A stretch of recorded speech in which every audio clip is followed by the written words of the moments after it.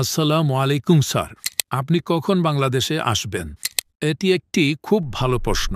বিশ্বাস করুন, এটি এমন একটি দেশ যেখানে আমি যেতে চাই। ইনশাআল্লাহ আমি শীঘ্রই বাংলাদেশ পরিদর্শন করব।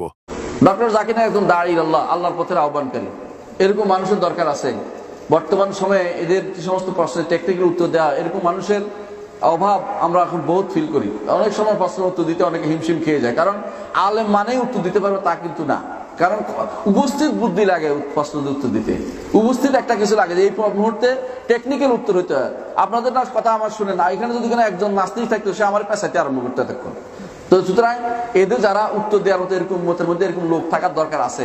এরকম একাই 100 হইতে পারে এই সমস্ত মানুষগুলো, এদের বিরুদ্ধে না দাঁড়ায়। এরা আমরা বলি না সপ্তম ফকিহ, আমরা বলি না এদেরকে নিবাজের মতো সম্মান করতে জরুরি না, এদেরকে এদের জায়গায় রাখুন না।